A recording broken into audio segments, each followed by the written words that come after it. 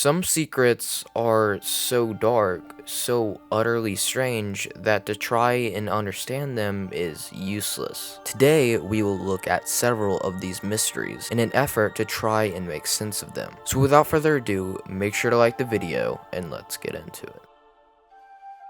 The things I'm going to talk about are from the land of Hyrule during the time of Twilight Princess. The first thing is a structure of an old time hidden in the mountains of Snow Peak. Snow Peak Mansion is run down and overgrown with snow and jagged ice. It holds many odd things, but the mansion is not completely barren, as it is inhabited by two Yetis, Yeto and Yetta. Since they have been living here, Yetta found a piece of the mirror. She became sick, and by the time Link arrives, he can find her possessed. She is freed, but nevertheless very strange. The mansion is decorated with large armor, far too giant to be worn by an average Hylian soldier. Furthermore, within the rooms of the mansion, Link can find a massive hulking beast with a ball and chain. Whatever this place was before abandoned or overthrown was built and owned by someone of high rank and substantial wealth. Shown by the decorations on the inside, it could have been a family closely related to the royal family, though whatever happened here remains a mystery.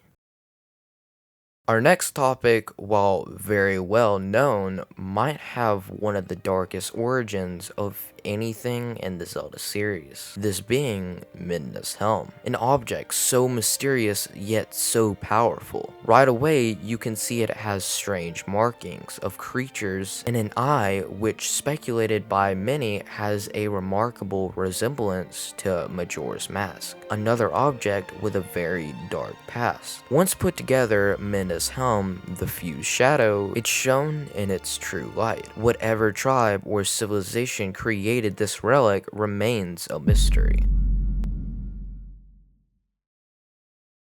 Following this, we have a relic, though this one is not just that. It also holds something much darker than the very thing itself. Within the Arbiter's grounds, a place of former glory, lies a room, engulfed in shadows. Yet at the very center of the room lies a sword, trapped in ropes with a secret. When Link cuts it free, he releases a beast, dressed in a dark cloak and a horrific face bearing two horns, now wielding the very thing that trapped him for who knows how long. Link, now facing evil itself, must battle what could be his end. Yet, the hero defeats the beast, and after leaving, Link is safe. But what was this thing? This creature? Well, no one knows, and it is one of the strangest bosses of any Zelda game.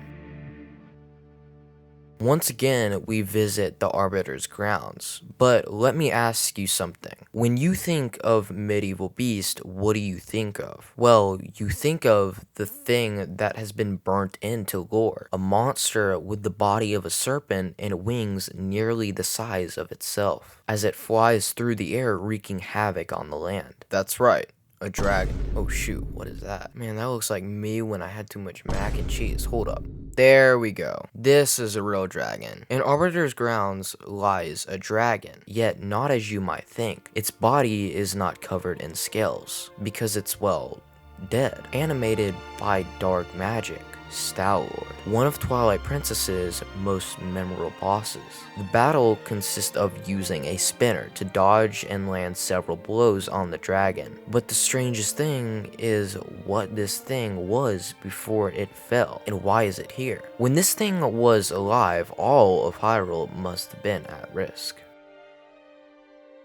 In almost every Zelda game, there are dark woods, filled with fog and possible enemies, yet always at the center a haven, where light shines through and there awaits a grandfatherly person, an enormous tree, the Great Deku Tree, always there to guide Link along his quest. But what we found in Twilight Princess, or lack thereof, is the Great Deku Tree missing. And at this, you wonder what happened to him. This iconic character. Is he dead? The only reasonable thing to do is look within the woods he resides in. But all throughout Faron, you can't find him. He's simply gone. But there is something not good. You see, the game's forest temple is a massive wooded area, and it's one of the coolest looking dungeons in the game. But what are you actually in? Well, disturbingly, you are in a massive tree, hollowed. Could it be that? Whatever befell the Great Deku Tree left it to die right here. It would make sense if you consider the fact that in Ocarina of Time, the Great Deku Tree is hollow, filled with obstacles. But if this really was the end of the Great Deku Tree, it was a dark one at that.